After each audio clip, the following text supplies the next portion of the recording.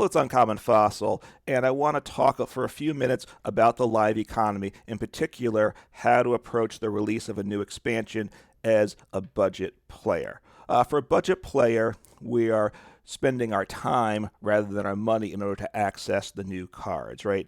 You can, if you want to spend money, you can buy codes online, enter those in the game, and then you can use what you get from that to access whatever cards you want as soon as they're available. You just have to spend enough dollars to get that. But as a budget player, we don't want to spend our money, but we are glad we're spending our time, which is actually a fair, which we don't mind doing because we want to play Pokemon anyway, right? So there's kind of two aspects to our spending of our time, and I'll talk about PTCGO first, which is the economy that we've been used to. And there's kind of two aspects to the time. First, there is hours we spend, and by that I mean we spend time in the game on a daily basis, completing daily rewards, challenges. You'd move up the ladder there. We move up the battle pass in live, similar things. So as you play games, you get rewards.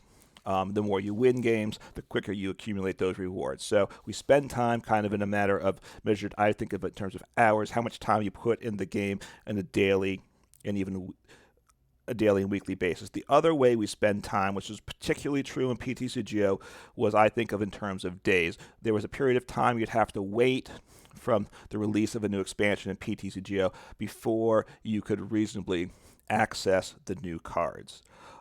In PTCGO, it was a supply-demand economy because there was trading. Higher demand cards cost more. And in terms of supply demand, when a new expansion dropped, obviously the supply was the lowest, right? There were very few copies of those cards available, and the demand was very high since everybody wants the new thing because everybody likes the new bright shiny toy. I'm like that too, and also people need them because they don't have them yet. So supply low, demand high initially, costs were very expensive. As a budget player, generally prohibitively expensive to get many of the new cards. You'd have to wait, a few weeks to get them. Obviously, the rewards event system was part of it also, but you had to wait usually a few weeks to get some of the decent cards. And for very top tier cards like Arceus or Palkia, I found you sometimes needed to wait until the next expansion was released. That was at that point that they became more affordable. Sometimes that was only for very high demand cards, Arceus, Palkia, Mew, cards like that. So now in live, though, things are a little different, right? We're still putting time in terms of hours, right? We're still doing the daily challenges. We're still moving up the battle pass, getting our rewards that way to access cards, packs, crystals, credits. The other aspect, though, the time in terms of days, how is that true or is that gone, right? One sense it may be gone, right? It's no longer supply demand economy. The cost is fixed. It's just based on rarity. The cost doesn't change over time. What it costs on day one is what we expect it to cost a year from now. Pokemon may change things eventually, but at this point in time, prices don't change over time, so there's no reason to delay spending resources in that sense. But there is a reason that it could be worth waiting, and that's really the battle pass with these tiers. As we start, first, whatever, we'll find out what they give us for the new decks. We'll find that out soon when the new set drops. But then as you work up the tiers, you get packs, you get credits, you get crystals.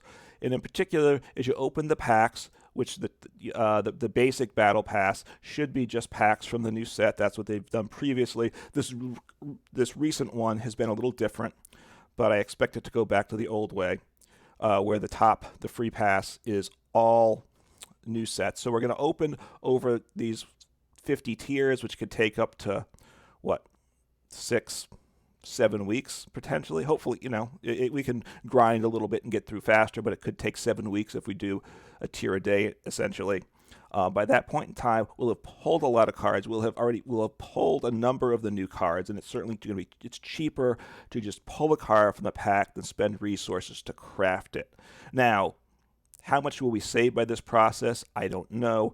Is it really worth waiting? I don't know, but I have a plan in place when Scarlet and Violet drops. I'm gonna kind of test out to see what are the benefits to waiting till I get to the top of the battle pass. So that's a question I have right now.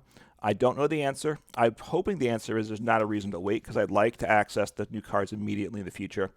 But as a budget player that wants to understand the economy, it's a question that I think I'm going to look to explore. To what extent do we want to wait? Does waiting till we complete the battle pass put us in a better position to have a larger collection long term? We'll find out soon. Take care.